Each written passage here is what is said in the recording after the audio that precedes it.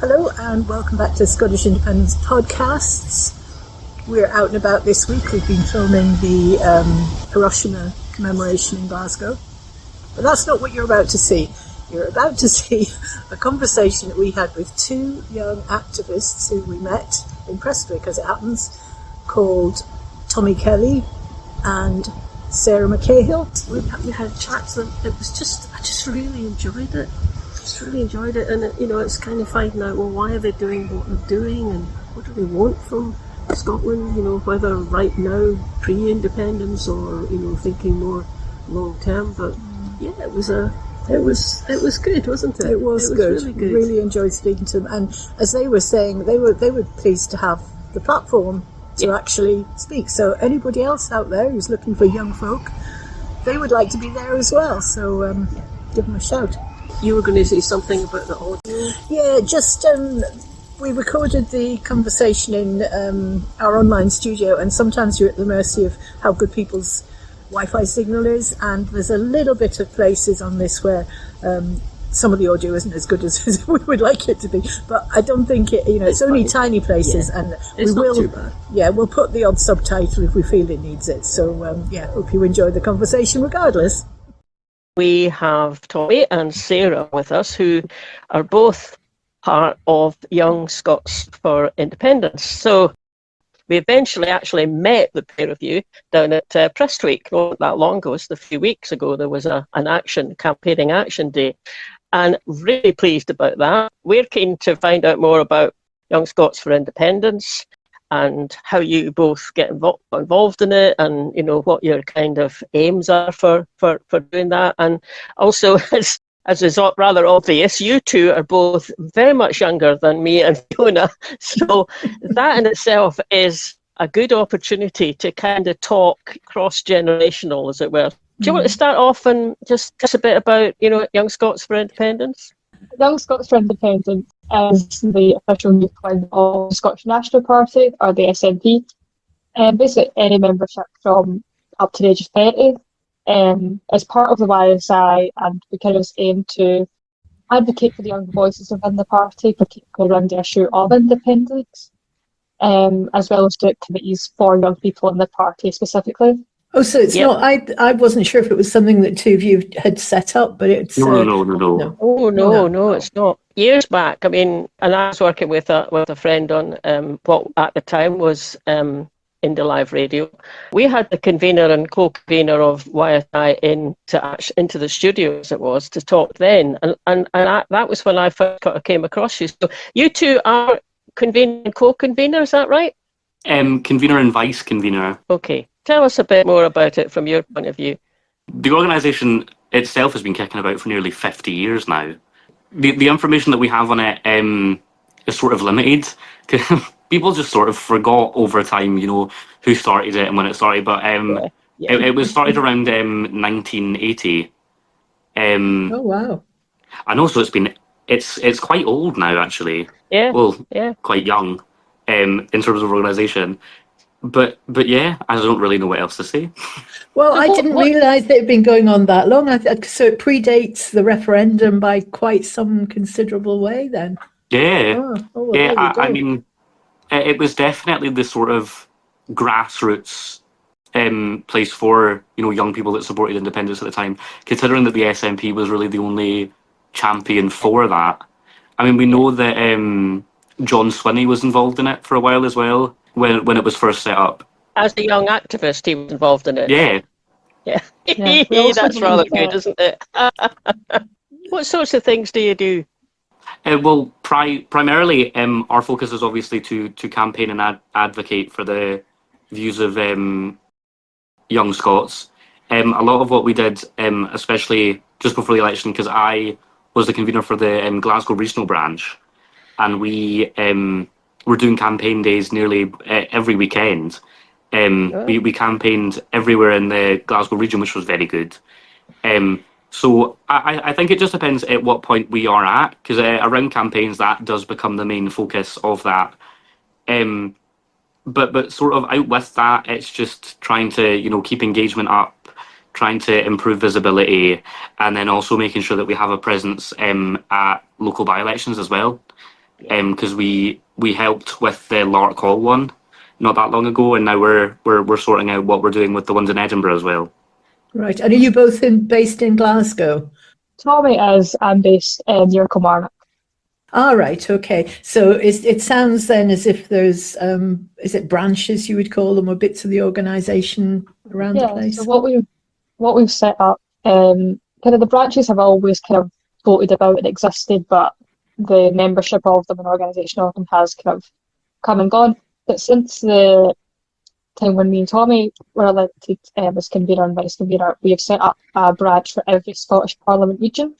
So we've got Glasgow, South Scotland, North East, and they all have their own committees and their own conveners as well, and they are autonomous to do their own campaign days and own events for their membership as well. That makes sense, doesn't it? Aligning it with the regions. Yeah, I like that. So what would a typical campaign day be? Is it stalls? Is it leafleting? Or is it something more exotic than that? I mean, a lot of the time it is just canvassing, boots on the ground sort of work. So say we're young ends, we can get up the flights of stairs. Carry the leaflets. so that's what we do for the most part. But we're trying to sort of branch out from that as well. Especially with freshers coming up next month, we're trying to work out if what best we can do to strategize on that, to try and set up a stall for Glasgow anyway, for somewhere near Strathclyde, because obviously you've got Strathclyde and then you've got the City of Glasgow College as well, so it's quite a high populated area with students. So we're trying to branch out more with what we do, and we're trying to do a lot more event wise. Because I think definitely with engagement to these events, as much as young people might be motivated to support independence, sometimes they're not motivated to go out and campaign with people that they've never met before. So it's about trying to give that sort of social aspect to it as well. Yeah, definitely. Trying to say it's not just campaigning, we're also going to do this after. So you're meeting us, and then you're also learning how to campaign on top of that. That's a really important thing, isn't it? Where I am in Clackmannanshire, and we're trying to get a Women for Indie branch up and going again with new people who've not been involved, and it's exactly the same thing. So you've got to try and encourage them in, but there's only so far they're prepared to go until you build up their confidence a bit or build up their experience. So it doesn't really matter what age you are, I think, for that. It's a sort of a process of encouraging people in and then giving them a little bit more and a little bit more and a little bit more. But Freshers Week, obviously, that was perfect. Yeah, it's a good idea. Yeah. What was it attracted you? Was it through a Freshers Week, or was it parents, or? I kind of always believed in independence. I mean, I was 6 years old during the referendum, but I'd always kind of grown up in a generation that believed in it. And it wasn't until I'd kind of started college, when I did social sciences, I thought I should actually do something about this, be the action that you want to see in the world. So I joined the SNP. And it wasn't long after that the Indie Hub in Prestwick opened. So I went down, so that's not far from me, and got involved through that, because that kind of physical presence did encourage me to get involved, and ended up campaigning, and that's how we got here.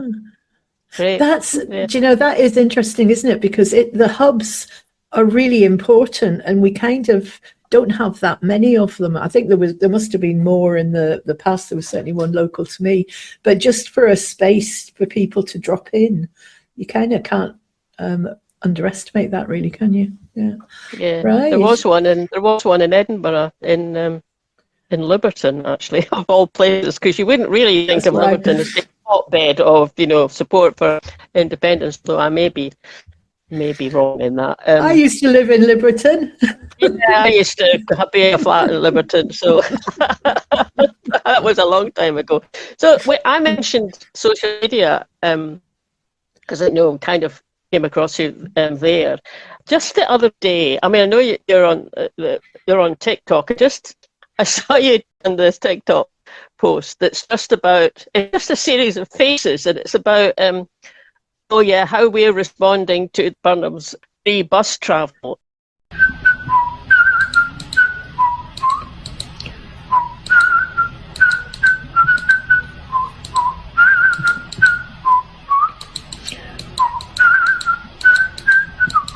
And I killed myself laughing at that, actually, because I thought you could have put my face on that as well, because it's just this people looking extremely not interested or going, what, really? You know, like that. Because I did the same, actually. It's being expanded from for 11 up to 16, and I'm sitting going, yeah, big deal. I was up at 22, and I was saying this to the BBC News screen on the TV. But I just thought it was just really good, because that way of getting across can be really powerful, can't it? So, I mean, is it something you're trying to put more effort into or expand it a bit? I mean, me and Sarah are trying our best to, improve our presence that we have online. But we also have our fantastic social media officer, Arabella, as well. She was the one that made the video, and her work has been absolutely fantastic in our approach that we've been having on social media. Sarah was the interim social media officer for a while as well. So having Sarah as well on this sort of social media-esque team is vital, because we've got, a very secure team that actually knows the best approach to take on social media, because we didn't really post, especially on TikTok, for a while. It was sort of just the odd post when somebody remembers it existed, but now we're trying to sort of attack it on all fronts, if you will. So we're posting more on Instagram, we're posting more on TikTok, and we're posting more on X as well. So you're on X? So we came off X because we just couldn't support Musk, but that's interesting that you've chosen to stay on. Is that why? Is that just because of the reach it gives you, or? I mean, I think it's just because of the support and the follow base that we have on there anyway. Because we've got about nearly 8,000 followers, I think, on Twitter, on X. So I feel that sort of using that, we don't use it as often, but sort of trying to use that on top of the things we use already does help sort of give that wider view social media wise. I mean, we did find with X in particular that the stuff that would have had a really quite a wide, been seen by a lot of people, it just suddenly plummeted unless you actually paid for the blue tick or whatever it was at the time. And the algorithms were clearly not liking the kind of stuff we were doing. So good if you're still managing to get a reach out to your followers there. So that's TikTok you're on, Instagram and X. Anywhere else? We do. This isn't obviously normal sort of social media, but outreach-wise, we try and keep on top of what we do on WhatsApp as well. Right. Because we've got a community group on there. It's got about 200 members, so I've always found that that's really good with the outreach as well. And it's better than emails a lot of the time, because the way that the emailing system works is we only get a specific number of emails a week. I mean, I can send emails, but I can only send one. So especially if you're sort of at the point with what me and Sarah are doing now, that it is sort of, we're trying to do quite a lot in the short time that we have. So we've found to best keep the updates, known to people, that WhatsApp is definitely the best thing for that. Yeah. It's certainly, I can't remember the last time I went in looking for emails. I mean, WhatsApp's the way things we use.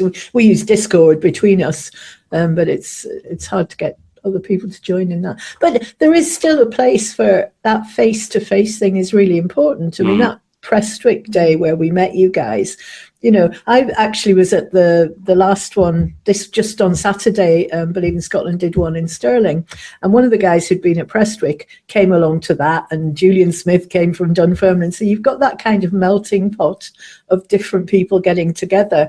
And we were out leafleting up in the Raploch was the bit they gave us, which is, it's one of those words that you kind of think, no, don't go there. But actually, it was fine. Everybody we met there was really, really nice. Nobody gave us there's lots of flags around as well, which I love to see in houses. But it's getting the balance right, isn't it? Because it's kind of easy for people to sit on a keyboard and think they're actually contributing something, and maybe not very much if it's just howling into the electronic void. I think being out there and actually engaging with people is vital. So is that how you are approaching as well? A mixture of. We're definitely trying to. I mean, when me and Sarah only got elected, it would have been about nearly 2 months ago now. Oh, And Yeah, 6 weeks ago. our sort of focus primarily right now has been trying to fix things that should have been fixed, quite a long time ago. I mean, our constitution, the last time that was checked was about 2018. So we're having to redo that, and then we've never sort of had a formal safeguarding policy either. right. So we're having to do that, and then also, update the code of conduct. So as much as we do want to do in-person events, and we're definitely going to do some in October when we have the National Party Conference. It's our main focus now is trying to sort out all the policy stuff that should have been fixed a long time ago before we sort of try and get these groups of people together. I mean, especially when there isn't any formal safeguarding policy either. It's probably not best, just chuck a bunch of people in the same room. Especially with some of the not very good things that have happened before when that has been done. Right. Okay. That's yes. That's Yeah, a it's consideration. sort of- yeah.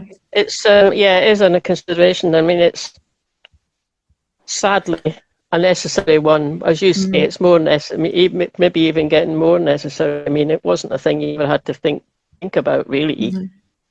It's one of those things, though. Do you think it's hard for young people to well, for anybody, I think, actually, to be really, really interested in like the paperwork side of it? I mean, although it's essential, does it really excite people? I mean, is that what you want to do, Sarah, over weekends, spend it drafting a policy? What we have been doing, we recently had a meeting. We've started a constitutional working group, which actually gained some interest because people are so aware of the fact that it's an issue within the YSI, and I don't think it's a bad thing to admit that something needs fixed.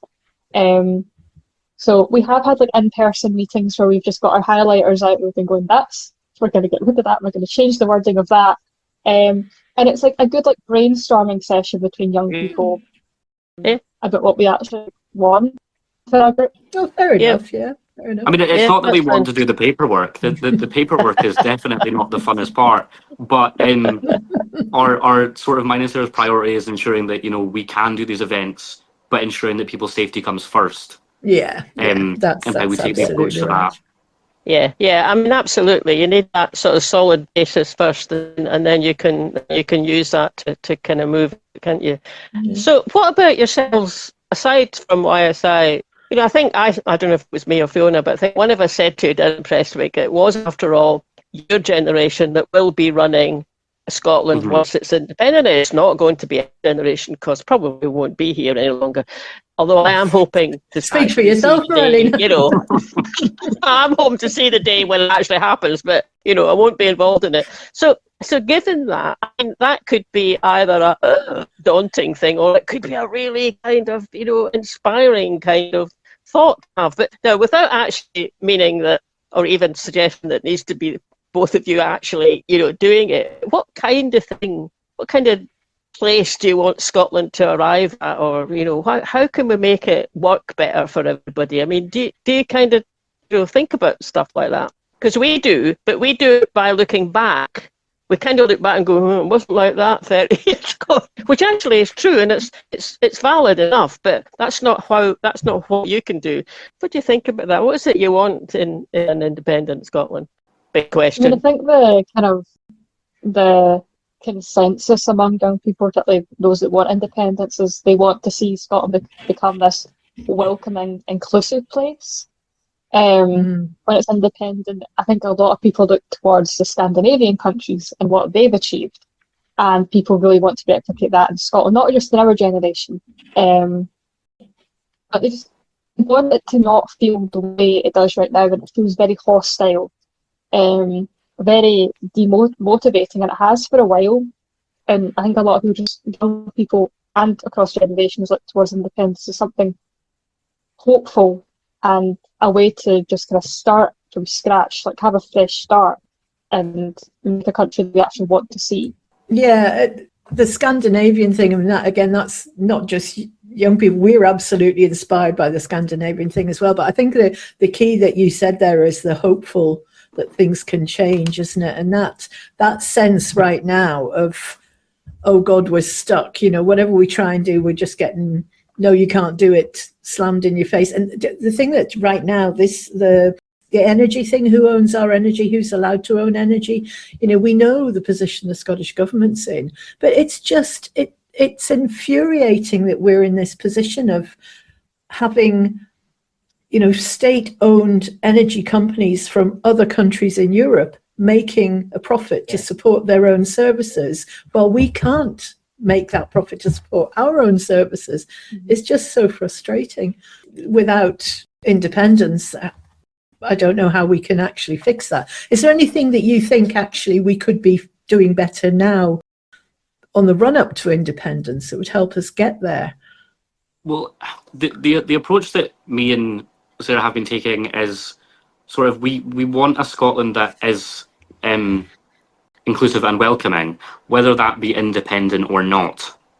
Because that's definitely, I think, a priority on the route to independence anyway, is to have a country that is accepting of everyone and is inclusive of everyone.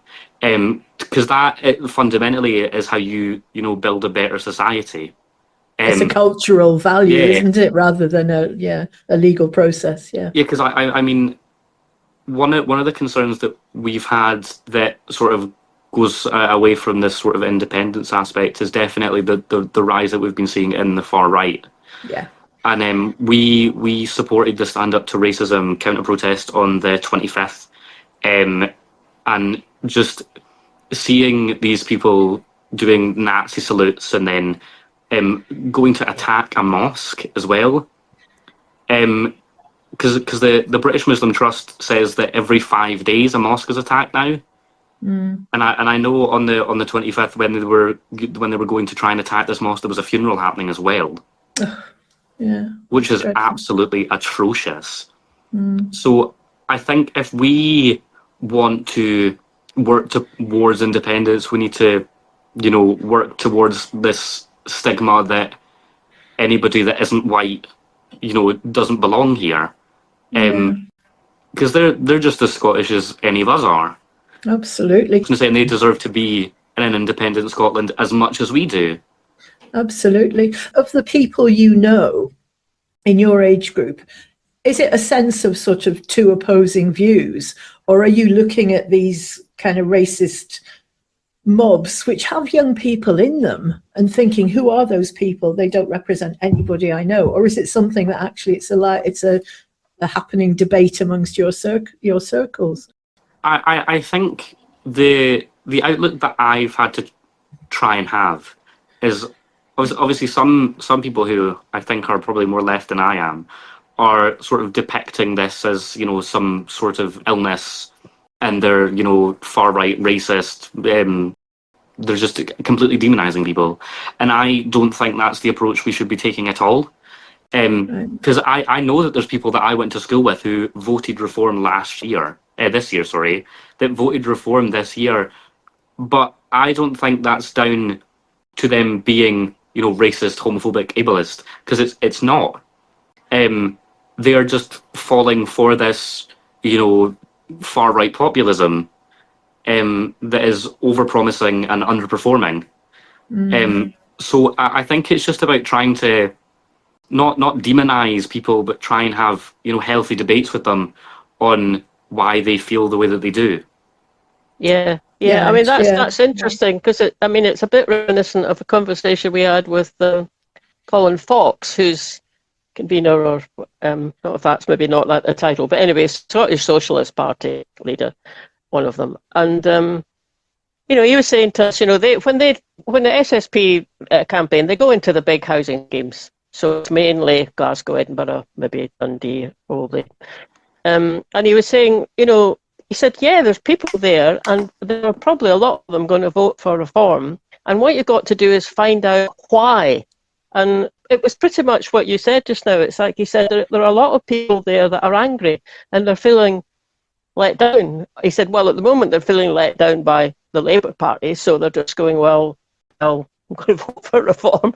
But the key was to find out why. What is it that's behind that? I mean, and if there's anger, are people feeling left behind? They've got stuck in low-paid jobs and they can't see a way out of it, or there's not enough housing available. So it always kind of goes back in those circles, doesn't it, about what social structures we've got and how good they are at kind of meeting people's needs like that. Because if you can do something about, if you can give that message over, then maybe it brings people, back from just the kind of, I don't care, I'm going to vote for them anyway.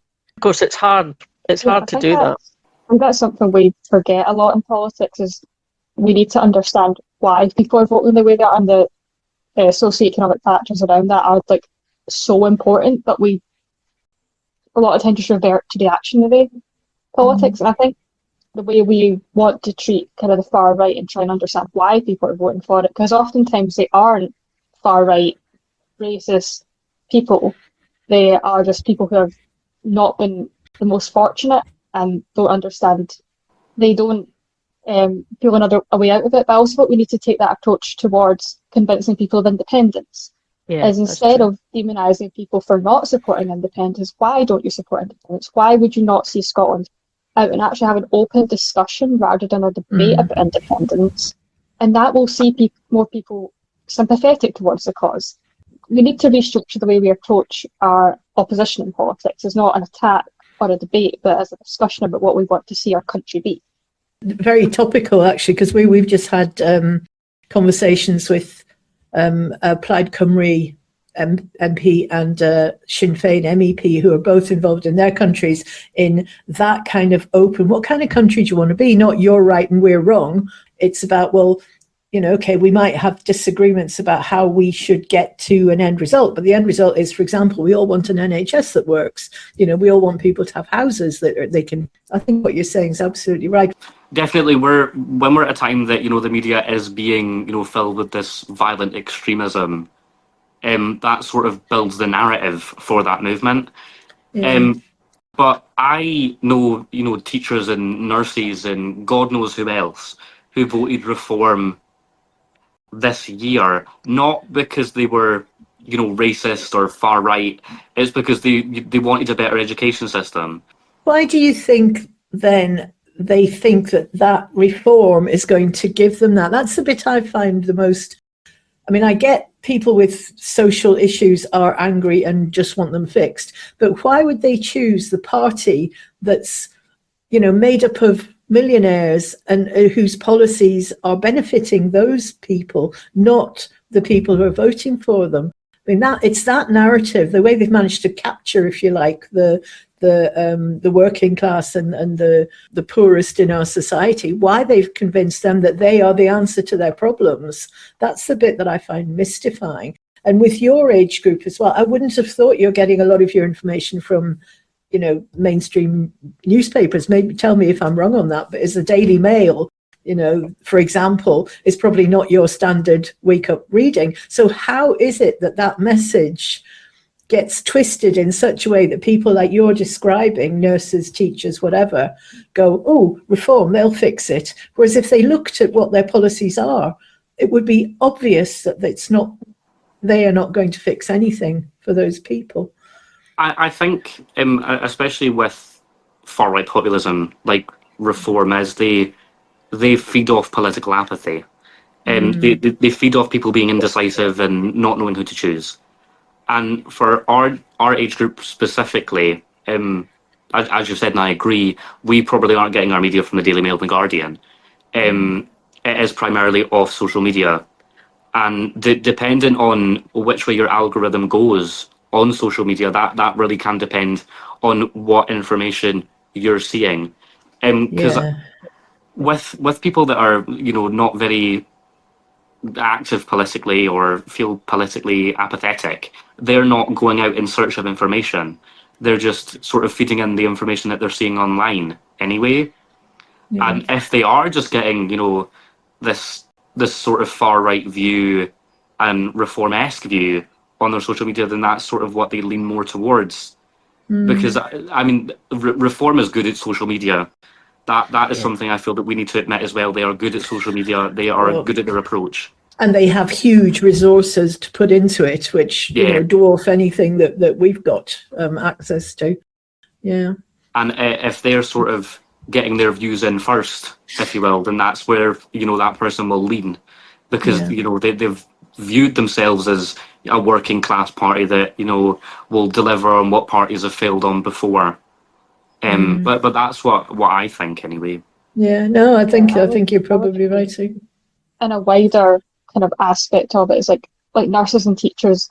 Again, a lot of people are just seeing stuff online. Also, our media doesn't really cover the policies of parties anymore. Like no one's doing like in-depth into manifestos.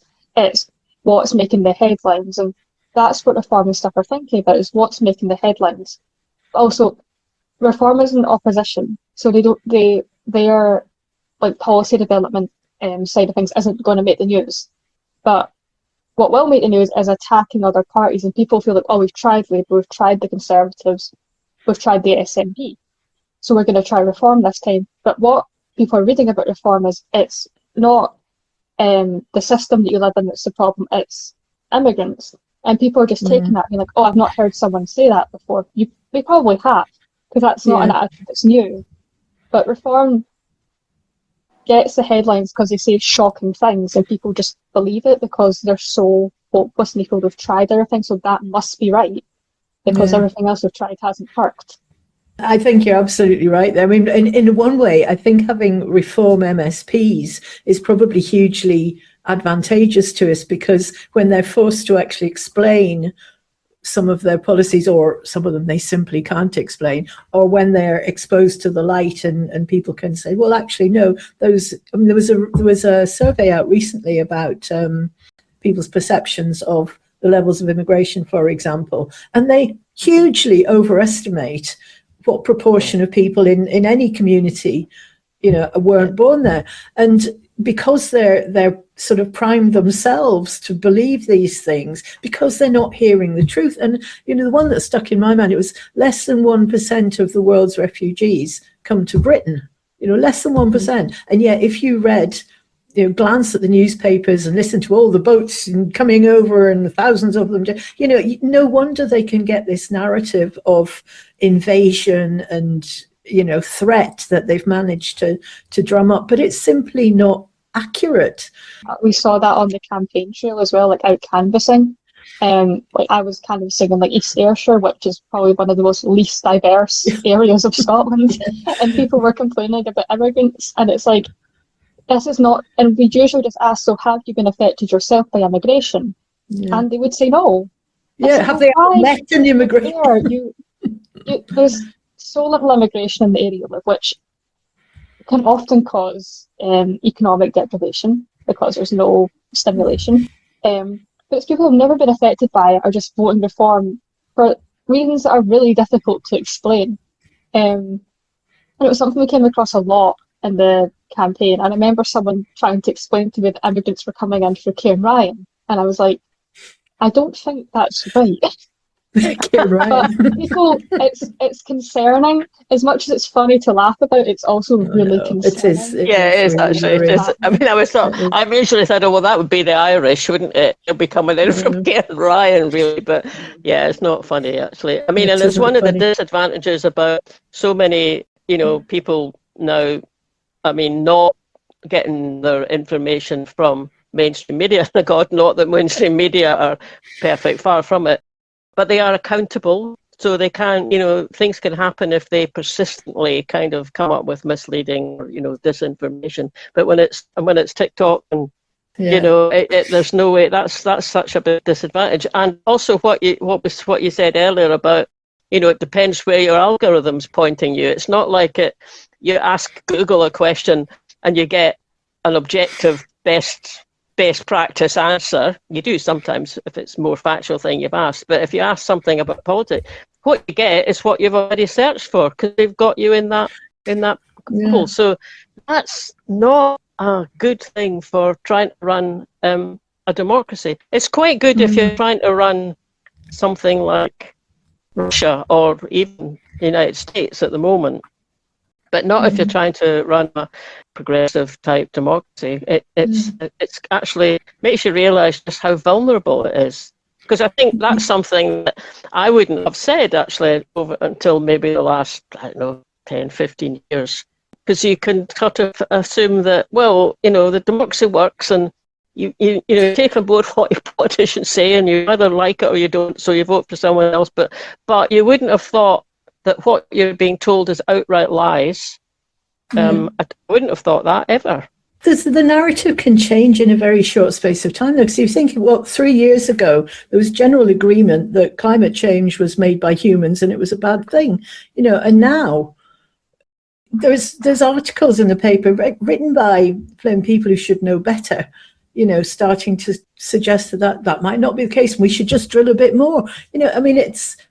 It's appalling how quickly things can shift on that. But these are much wider issues than actually independence, aren't they? That's been a really wide-ranging conversation that actually you've taken us down areas that are much wider than we thought you were going to talk about, which is great. It's really interesting to hear your perspective. So should we say something about if people want to get involved with the Young Scots for Independence, how they might go about that? We are using social media to let people know when we're doing things, what we're doing, this, that, and next thing. But obviously, the best way to get involved in the YSI is to be a member of the SNP.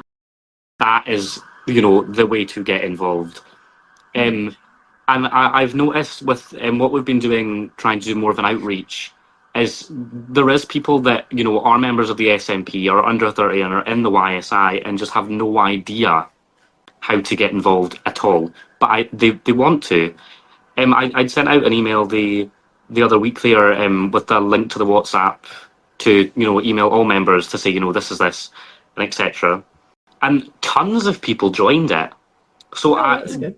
There is people that just don't know how to get involved, but I definitely say if you are a member already to join the WhatsApp. You can get it if you just message us on Instagram and just ask for it and we shall send you the link. But I'd say that's probably the best way to keep up to date with what we have, because I think it gives that more personal aspect as well. Yeah. It's actual people talking in these WhatsApps. It's not just a post that someone's made on Instagram. Because we have also the regional executives have made their WhatsApps as well. So not only is there a national updates chat, there's also a chat for Mid Scotland and Fife in the North East and South Scotland. So I think that's a really good way to get involved as well, is by joining these regional branches, because then you meet people that might just live around the corner. Yeah, absolutely, yes. And locally, people can do things that are perhaps more targeted to issues that are in their area. A lot of our North East branch, they are really active. They've done absolutely amazing work within the North East area. That's really local, that we wouldn't have thought about. So I think actually localising these things is so important, and it's just amazing what our regional reps have done. Definitely, yes, that sounds really good. Yeah. Do you feel you've got a voice in the movement? Are you listened to?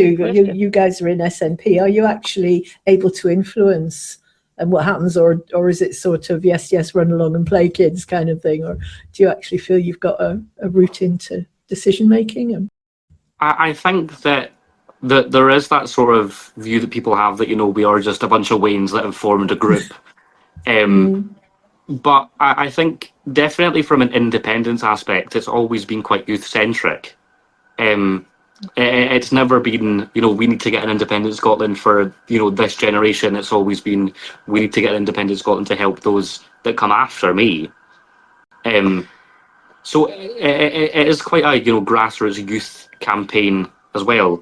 I know that we've seen the height of the polling was, I think, 72% for under 35s was the support for independence.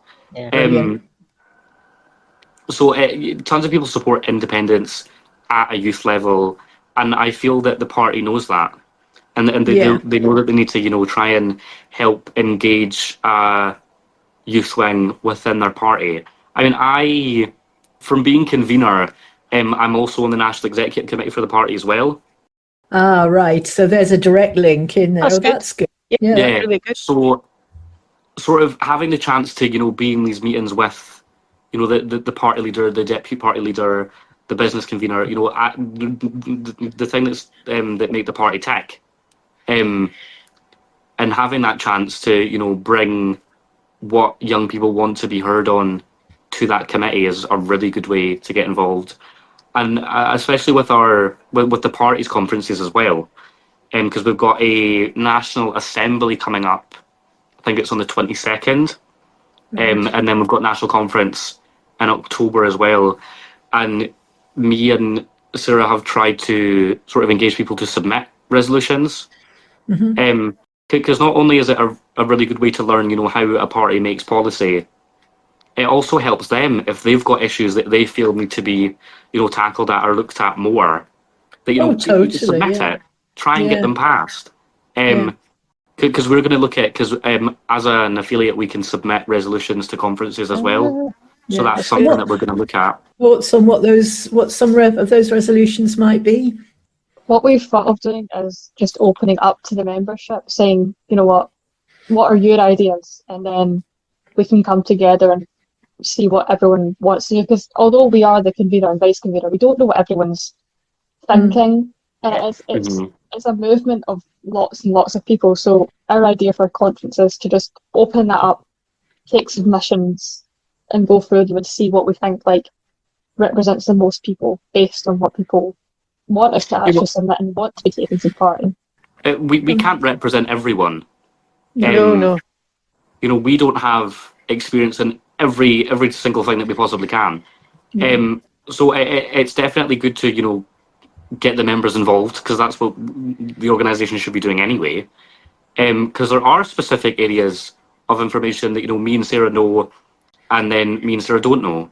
I mean, something that I have always tried to sort of take pride in and work on is care experience people, because I was in care in Dumfries and Galloway for nearly 5 years, so that's something that I know a lot about, but I don't know as much about people that have to live with disabilities. So it's about widening that aspect of information that we have, and not just thinking that we know better. Totally right. And the thing with casting your net that wide is you will find out what the core things are that people's concerns are. Even if you focus on half a dozen of them, you can't cover everything, but it's going to give you something that engages the most people in from all those different perspectives. That sounds like a really good idea, really good way of doing it. Yeah.